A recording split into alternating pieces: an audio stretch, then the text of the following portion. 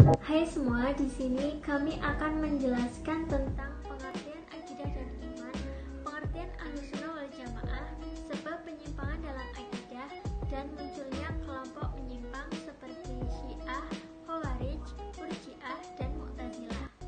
Sebelumnya perkenalkan, saya Anita Melinda Trisna dengan nomor induk mahasiswa 2154001 dan teman saya Ciko Pradita Mulawana dari program studi PGSD 01 semester 1 dengan NPM 2154001. Di sini saya akan menjelaskan tentang akidah dan iman. 1. Pengertian akidah. Akidah dari segi bahasa atau etimologis berasal dari bahasa Arab, yakni akhada, yang bermakna ikatan atau sangkutan atau menyimpulkan sesuatu. Akidah diartikan ketetapan yang tidak ada keraguan pada orang yang mengambil keputusan. Secara terminologis terdapat beberapa definisi akidah yang dikemukakan oleh para ahli Islam, antara lain 1. Menurut Hasan al-Banna, 2. Menurut Abu Bakar Jahir al-Jazairi. Jadi dapat disimpulkan bahwa akidah adalah perkara yang wajib dibenarkan oleh hati dan jiwa menjadi tentram karenanya, sehingga menjadi suatu kenyataan yang tangguh dan kokoh yang tidak dapat dicampuri oleh keraguan dan kebimbangan. Yang kedua, landasan hukum akidah.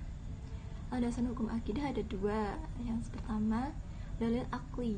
Dalil ini dapat diterima apabila hasil keputusan dipandang masuk akal atau logis dan sesuai dengan perasaan, tentunya yang dapat menimbulkan adanya keyakinan dan dapat memastikan adanya iman yang dimaksudkan. Yang kedua, dalil nakli, yaitu dalil yang bersumber dari Al-Quran, dan dalam hal ini landasan hukum akidah yang bersumber dari Al-Quran sebagai berikut, antara lain surat Al-Ikhlas ayat 1-4. Yang ketiga, ada tingkatan dalam akidah. Yang pertama, tingkat taklid, yaitu berarti menerima suatu kepercayaan dari orang lain tanpa diketahui alasan-alasannya. Yang kedua, tingkat ilmu yakin, yaitu suatu keyakinan yang diperoleh berdasarkan ilmu yang bersifat teoritis. Yang ketiga, tingkat ainul yakin, yaitu suatu keyakinan yang diperoleh melalui pengamatan mata secara langsung tanpa perantara. Yang keempat, tingkat haqqul yakin, yaitu suatu keyakinan yang diperoleh melalui pengamatan dan penghayatan pengamalan atau empiris. Sekarang kita membahas tentang iman. 1. Pengertian iman. Iman secara bahasa berarti at-tasydid atau pembenaran. Pengertian dasar dari istilah iman adalah memberi ketenangan hati atau membenarkan hati. Jadi, makna iman secara umum mengandung pengertian pembenaran hati yang dapat menggerakkan anggota badan memenuhi segala konsekuensi dari apa yang dibenarkan oleh hati. Iman sering juga dikenal dengan istilah akidah, yang berarti ikatan baik. Yang kedua, ada landasan hukum keimanan. Landasan hukum keimanan itu ada dua, yaitu pada surat Al-Mu'minun ayat 1-6, dan yang kedua pada surat Al-Baqarah ayat 285. Sekarang kita masuk di macam-macam iman. Yang pertama, iman kepada Allah. Keyakinan yang kuat bahwa Allah adalah Rabb dan Raja segala sesuatu. Dialah yang menciptakan dan dialah yang memberi rezeki. Yang kedua, iman kepada malaikat. Kita harus mempercayai adanya para malaikat karena mereka adalah makhluk Allah yang senantiasa taat kepada perintahnya. Yang terakhir, iman kepada kitab. Meyakini dengan sebenarnya bahwa Allah memiliki kitab-kitab yang diturunkannya kepada para nabi dan rasulnya.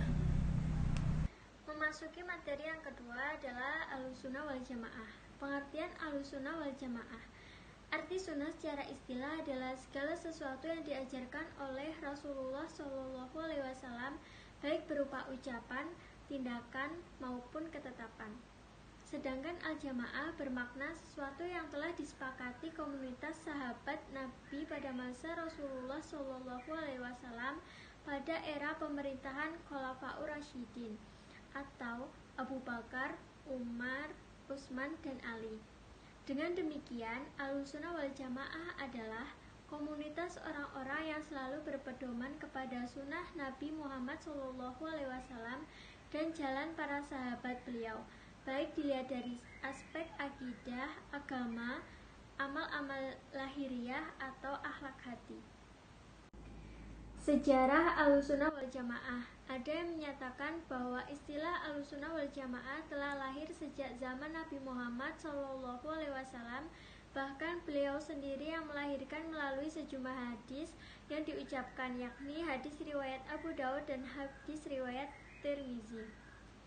Yang kedua, sebagian orang berpendapat bahwa istilah Ahlussunnah wal Jamaah lahir pada akhir windu kelima tahun Hijriah. Dan yang ketiga, golongan ketiga menyatakan bahwa istilah Ahlussunnah wal Jamaah lahir pada abad 2 Hijriah. Memasuki materi yang ketiga adalah aliran Ahlussunnah wal Jamaah. Yang pertama ada aliran Salafiyah. Aliran Salafiyah sesuai dengan maknanya tradisional, senantiasa mempertahankan konsep akidah Islamiyah yang orisinal, tradisional, dengan penuh konsekuen sesuai dengan doktrin akidah pada masa Nabi dan masa sahabat serta tabi'in. Yang kedua ada aliran Khalaf. Pertama, aliran yang amat berlebihan dalam mengutus akal. Yang kedua, aliran yang menempatkan akal sebagai mitra wahyu. Akal dan wahyu saling mendukung kecuali dalam beberapa kasus tertentu. Materi keempat dari Ahlussunnah wal Jamaah adalah doktrin atau prinsip Ahlussunnah wal Jamaah. Ada 4, yaitu bidang akidah. Ahlussunnah wal Jamaah sendiri lebih menekankan bahwa ada 3 pilar, yaitu tauhid, nubuwat, dan al-ma'ad. Yang kedua, bidang tasawuf. Tasawuf adalah mensucikan hati dari apa saja selain Allah. Yang keempat adalah bidang sosial politik. Bagi Ahlussunnah wal Jamaah, negara merupakan alat untuk mengayomi kehidupan manusia, untuk menciptakan dan menjaga kemaslahatan bersama. Materi yang keempat adalah sebab penyimpangan dalam akidah. Ada 5. Yang pertama, kebodohan terhadap akidah. Karena tidak mau mempelajari dan mengajarkannya, sehingga tumbuh generasi yang tidak mengenal akidah shahihah dan juga tidak mengetahui lawan atau sebaliknya. Yang kedua adalah ta'assub atau fanatik kepada sesuatu yang diwarisi dari bapak dan nenek moyangnya, sekalipun itu hal batil, dan mencampakkan apa yang menyalahinya sekalipun hal itu benar. Yang ketiga adalah taklid buta, dengan mengambil pendapat manusia dalam masalah akidah tanpa mengetahui dalilnya dan tanpa menyelidiki seberapa jauh kebenarannya. Yang keempat ada khulu atau berlebihan, dalam mencintai para wali dan orang-orang solih, serta mengangkat mereka di atas derajat yang semestinya, sehingga meyakini pada diri mereka sesuatu yang tidak mampu dilakukan kecuali oleh Allah. Yang kelima ada ghaflah atau lalai. Mereka terbuai dengan hasil teknologi dan kebudayaan sampai-sampai mengira bahwa itu semua adalah hasil kreasi manusia semata. Mereka mengagung-agungkan manusia. Selanjutnya, materi yang keempat dan terakhir adalah munculnya kelompok menyimpang.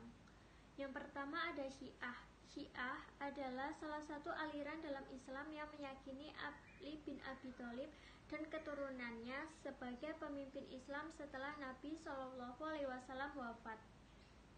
Pendapat yang paling populer tentang lahirnya golongan Syiah adalah setelah gagalnya perundingan antara Ali bin Abi Thalib dan Al-Mu'awiyah bin Abu Sufyan di Siffin. Perundingan ini diakhiri dengan tahkim atau arbitrasi. Akibat kegagalan itu, sejumlah pasukan Ali memberontak terhadap kepemimpinannya dan keluar dari pasukan Ali. Yang kedua ada Khawarij.